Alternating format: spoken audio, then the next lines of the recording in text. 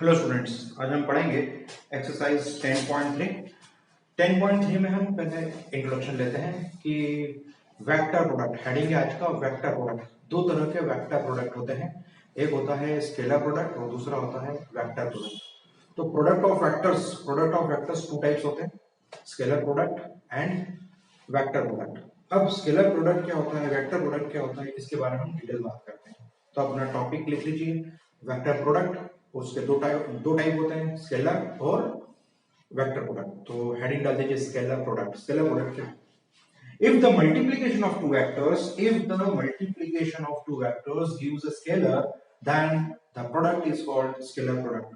अगर दो वेक्टर का मल्टीप्लाई करने पर अगर हमें स्केलर क्वांटिटी यानी न्यूमेरिक वैल्यू मिलती है, संख्या के रूप में कोई आंसर आता है, तो उसे हम स्केलर प्रोडक्ट कहते हैं। Multiplication of two vectors gives a scalar, then it is called scalar product. दो सदिशों का गुणा करने पर अदिश प्राप्त होता है, तो उसे अदिश गुणनफल कहते हैं। चलिए, तो वेक्टर प्रोडक्ट और स्केलर प्रोडक्ट। तो आज का टॉपिक है अपना स्केलर प्रोडक्ट। अब इसके बारे में इसके डेफिनेशन क्या है? एक डेफिनेशन तो मैंने आपको ऐसे ही बता दी कि product of two vectors gives a scalar, that it is called scalar product. अब आगे हम बात करते हैं कि सर अगर इसकी एक और डेफिनेशन बोली जाए तो कैसी डेफिनेशन हो। तो बोर्ड पे जरा ध्यान दीजिए, ये ए वेक्टर है और ये बी वेक्टर है, इसके बीच में एंगल बन थीटा। तो cos theta is equals to A vector dot B vector upon mod of A vector mod of B vector.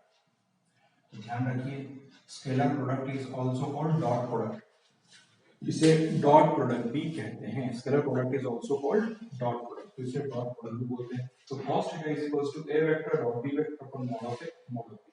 तो इससे हम इसकी डेफिनेशन ऐसे भी लिख सकते हैं, ठीक। इसी डेफिनेशन को हम इसको ऐसा भी लिख सकते हैं, cos theta is equals to A vector dot B vector is equals to A B भी लिख सकते हैं।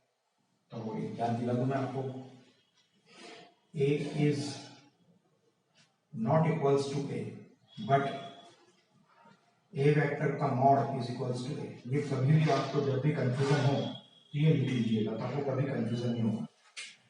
a वेक्टर का मॉड a के बराबर नहीं होता है, ये वेक्टर और scalar, but length of vector a represent by small a, यानी मॉड ऑफ a को हम स्मॉल a बोलते हैं, इसलिए यहाँ पर मॉड ऑफ a को हमने स्मॉल a बोल दिया।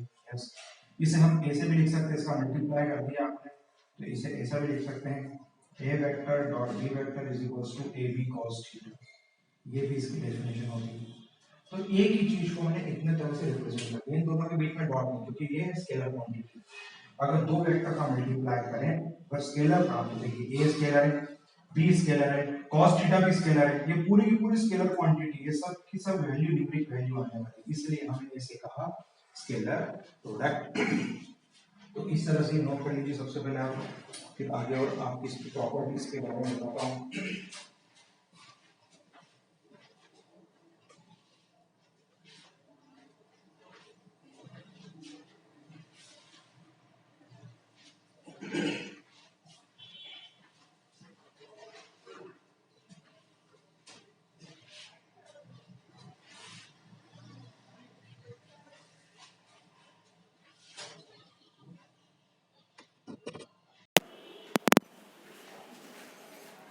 साउंड प्रॉब्लम होगा आपका, अब क्लियर हो गया होगा, साउंड आ रही होगी आपको आवाज़।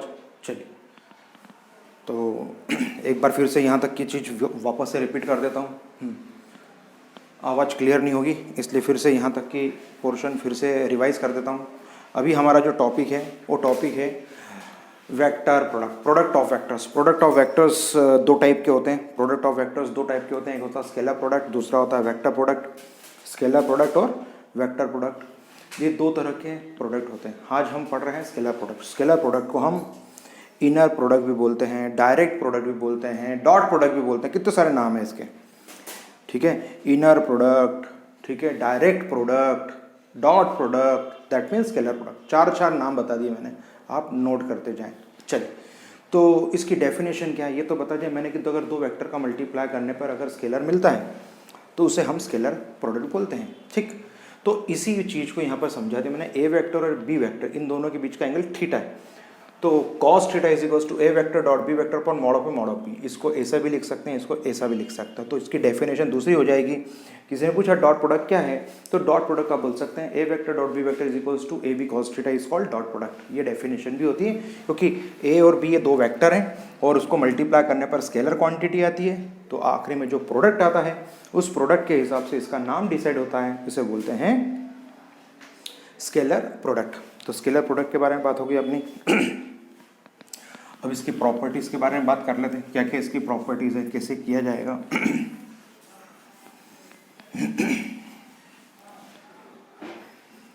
आपने ये डायग्राम देखा ही था, X axis Y axis Z axis, X axis Y axis Z axis, इसके अलोंग आई होता है, इसके अलोंग जे होता है, इसके अलोंग के वेक्टर होता है।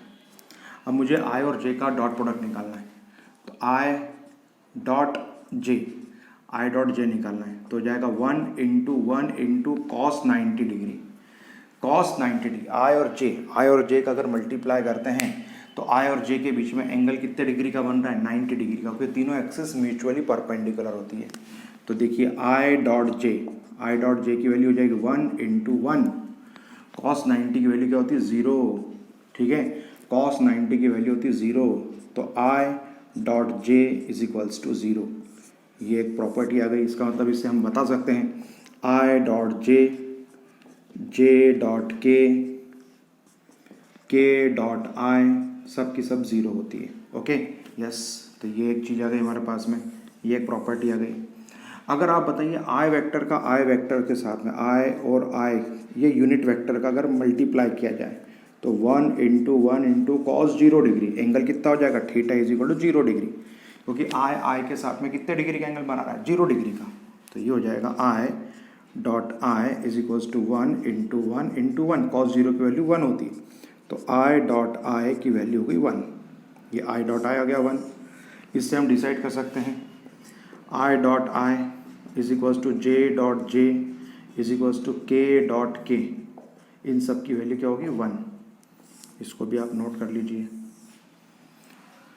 तो किस तरह से बता दिया मैंने कि आई और जे के बीच में एंगल 90 डिग्री और कॉस 90 की वैल्यू 0 होती है, इसलिए आई और जे के बीच में 0 हो जाएगा, आई डॉट जे 0 हो जाएगा, और आई के साथ में 0 डिग्री का एंगल बनाता है, और 0 डिग्री जो है कॉस 0 की वैल्यू कितनी होती है 1, तो आई डॉट आई की वैल्यू कितनी हो जाएगी आपकी 1, तो I dot I, J dot J, के डॉट के, इन सब की वैल्यू 1 हो जाएगी। तो कैसे होगा ये मैंने बोर्ड पर बता दिया आपको। अब हम बात करते हैं कि सर कि वेक्टर्स जो है अभी अपनी बात हुई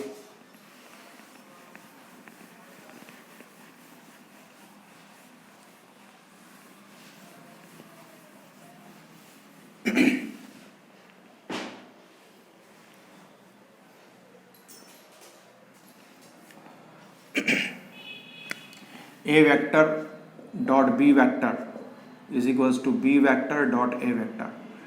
तो डॉट प्रोडक्ट को हम ऐसा भी लिख सकते हैं A dot B is equals to B dot A, क्यों, क्योंकि ए और बी के बीच के अंदर जो एंगल होगा वही बी और ए के बीच में भी एंगल होगा, दोनों का डॉट प्रोडक्ट। इसका मतलब कि dot product is commutative, dot product follows the commutative law. Commutative law का मतलब है कि ये अपनी जगह पोजीशन बदल देता है, ए डॉट बी तो बी डॉट ए। तो याद रखिए एग्जाम में आपको ट्रू फॉल्स में कभी क्वेश्चन पूछें कि dot product follows the commutative law, बिल्कुल कम्यूटेटिव लॉ का मतलब ये अपना क्रम बदल सकता है, दैट मीन्स क्रम विनिमय का नियम है। तो ए डॉट बी को हम बी डॉट ए लिख सकते हैं। यस, अब आप देखिए कि अगर आपसे ये पूछा जाए कि कॉस, अगर A vector dot A vector का बात करें तो जाएगा A into A is equals to cos 0 degree.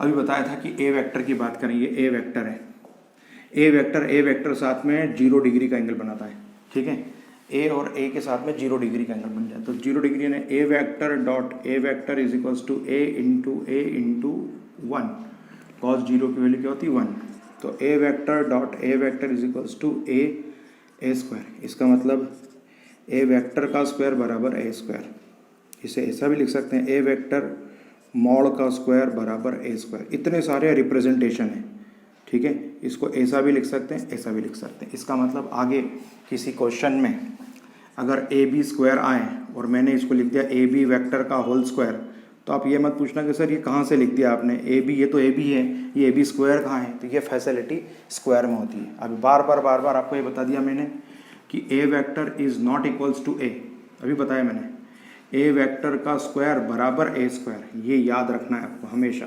Square में ये चीज़ इक्वल होती है, ठीक है। A vector is not equals to A but square of A vector is equals to A square. ये हर बार छोटी छोटी चीज़ें मैं आपको बताते जा रहा हूँ, उससे आप नोट करते जाइए। जब भी आपको कन्फ्यूज़न हो तो आप देखते जाइए कि सर ने कैसे समझाया, कैसे उसका डेवलप करके बताया, किस तरह से बताया कि ये ए वेक्टर का स्क्वायर जो है वो ए स्क्वायर के इक्वल है। इस ए वेक्टर के स्क्वायर को मॉड ए का स्क्वायर भी लिख सकते हैं, मॉड ए का स्क्वायर बराबर ए स्क्वायर, ये फैसिलिटी स्क्वायर में होती है, ठीक है। A vector is not equals to A but square of A vector is equals to A square. Square में फैसिलिटी होती है कि स्क्वायर अगर ए स्क्वायर, इसलिए मैंने कहा कि किसी क्वेश्चन में ए बी स्क्वायर आए और मैंने अगली स्टेप में लिख दिया ए बी वेक्टर का स्क्वायर, तो आप ये कहेंगे सर ये इसके ऊपर तो वेक्टर था नहीं, इधर वेक्टर कहाँ से आ गया। तो याद रखिए स्क्वायर में ये फैसिलिटी है, स्क्वायर में ही हम कर सकते हैं। अगर ए बी आया, A B is not equals to A B vector but A B square is equals to A B vector square, ये याद रखिए, तो आपका काम बहुत आसान हो जाएगा, आप एक एक चीज़ समझ जाएंगे। ये छोटी छोटी चीज़ें आपको आगे बहुत हेल्प करने वाली है कि स्क्वायर ऑफ वेक्टर क्या होता है, ये ए बी स्क्वायर क्या होता है, एक एक चीज़ आपको बिल्कुल क्लियर समझ में आती जाएगी। नोट करते जाएं, लिखते जाएं। A B is not equals to A B vector but A B square is equals to A B vector whole square, ठीक है। तो इस तरह से आपने पूरी चीज़ लिख ली होगी। अब शुरू करते हैं आगे और ध्यान दें।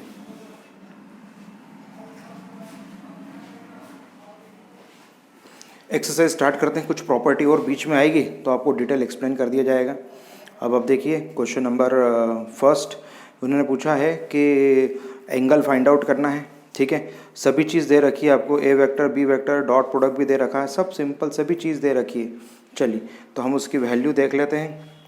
ए वेक्टर डॉट बी वेक्टर भी दे रखा है और between the vectors A vector and D vector उसका मैग्नीट्यूड भी दे रखा है ना आपको। A vector dot B vector की वैल्यू भी दे रखी है, मैग्नीट्यूड भी दे रखा है, बस आपको वैल्यू पुट करके उसको सॉल्व करना है।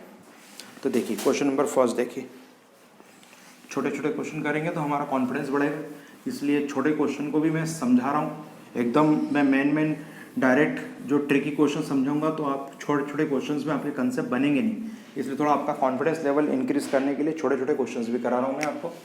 Cos theta is equals to A vector dot B vector upon में mod of A mod of B, modulus भी बोलते हैं। Cos theta A vector dot B vector की वैल्यू गिवन है, देख लीजिए। A vector dot B vector की value कितनी दे रखी है उन्होंने, √6 है, ये √6 है, √6 है, ये √3 है और ये 2 है। देख लीजिए जरा सभी वैल्यू दे रखी है कि नहीं, ठीक है, ये सब वैल्यू दे रखी है। अब इसको सॉल्व कर लेंगे। बोल दीजिए क्या जाएगा। cos theta is equals to √2/2, cos theta is equals to 1/√2, cos theta is equals to cos π/4, theta is equals to π/4, finish. ये आंसर है, थीटा की वैल्यू π/4 होगी, एंगल निकालना है। इसलिए छोटे छोटे क्वेश्चन है, ये 2-2 नंबर में भी क्वेश्चन पूछे जा सकते हैं एग्जाम में, इसलिए हमें आना जरूरी है। क्वेश्चन नंबर सेकंड में find angle between the vectors, simple से ए वेक्टर और बी वेक्टर दे रखा है, उसके बीच का आपको एंगल फाइंड आउट करना है। वेरी सिंपल, ए वेक्टर डॉट बी वेक्टर दे रखा है, उसके बीच का एंगल फाइंड आउट करना है। छोटा सवाल है इसलिए स्टेप बाय स्टेप एक्सप्लेन कर रहा हूँ मैं। Cos theta, question number second, cos theta is equals to, question number second है, आपको ए वेक्टर और बी वेक्टर दे रखा है, मैंने यहाँ मेंशन नहीं की, ये ए वेक्टर है डॉट बी वेक्टर है और नीचे उसकी लेंथ है, नीचे उसकी लेंथ है। तो कैसे करना है, एग्जाम में सबसे पहले आपको फॉर्मूला मेंशन करना है, डायरेक्ट नहीं करना है, इन तो नंबर कट जाएंगे एग्जाम में, ठीक है। अब आपको ए वेक्टर और बी वेक्टर की इसके अंदर वैल्यू पुट करना है। अब ए वेक्टर और बी वेक्टर की इसके अंदर वैल्यू पुट कर देता हूँ, देखिए जरा। ए वेक्टर की वैल्यू कितनी है, आई -2j + 3k, ओके। इधर देख लेते हैं इसकी वैल्यू क्या है, 3i -2j + k, ओके। चलिए नीचे उसकी लेंथ देखिए, ऊपर ए वेक्टर, नीचे mod of A vector, A vector अभी से चलते हैं। इसकी लेंथ हो जाएगी, लेंथ 1 + 4 + 9 स्क्वायर कर दिया सबका। इसकी लेंथ निकाली 9 + 4 + 1, ऊपर हो जाएगा, नीचे हो जाएगा √14 × √14, ये √14 आ गया।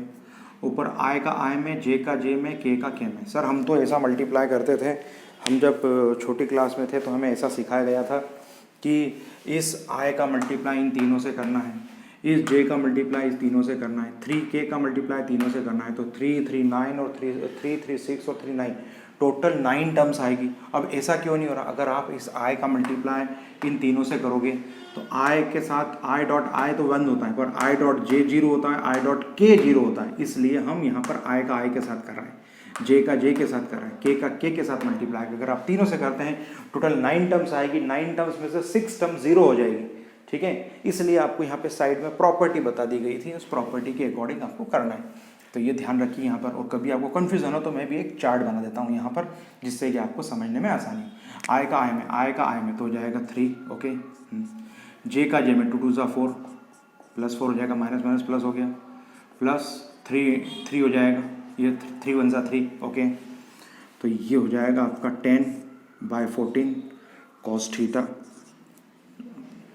cos थीटा = ये हो जाएगा आपका 5/7 हो जाएगा। अब आपको कोसाइन ऑफ एंगल बोले तो ये क्वेश्चन खत्म हो गया, पर आपको कोसाइन ऑफ एंगल नहीं बोला है, आपको बोला एंगल है ना, थीटा निकालना है। कभी कोसाइन ऑफ एंगल पूछे तो cos थीटा की वैल्यू 5/7। ये क्वेश्चन ध्यान से पढ़ना है कि कोसाइन ऑफ एंगल बोला है कि एंगल बोला। अगर कोसाइन एंगल बोला तो ये क्वेश्चन यहाँ खत्म। अगर ये नहीं बोला है तो इसके आगे की स्टेप थीटा = cos इनवर्स 5/7। तो आपको थीटा पूछा है, ये कोसाइन ऑफ एंगल है और ये एंगल है, दोनों में बहुत फ़र्क है। ठीक है, तो नोट कर लीजिए। और आपके मेमोरी के लिए एक चार्ट बना देता हूँ, कभी भी आपको कुछ कन्फ्यूज़न हो जाए तो चार्ट देख लेंगे तो आपका काम बहुत आसान हो जाएगा। तो चार्ट बना देता हूँ मैं। आपने मैट्रिक्स पढ़ा होगा, मैट्रिक्स में यूनिट मैट्रिक्स पढ़ा होगा, मैट्रिक्स में अपने यूनिट मैट्रिक्स पढ़ा होगा। उस यूनिट में हटा दो उसको, चले। तो आपको कभी यहाँ पे कन्फ्यूज़न होगा कि सर ऐसे कैसे हो गया, आय का आय में, जे का जे में। तो इस चीज़ को यहाँ पे चार्ट बना के आपको एक्सप्लेन कर रहा हूँ मैं, जिससे कि थ्रू आउट द चैप्टर आपको दिक्कत नहीं जाएगी। ऐसा ही मैं स्केलर में बताऊँगा और ऐसा ही वेक्टर प्रोडक्ट में आपको चार्ट बना के बताने वाला हूँ मैं। ये हो जाएगा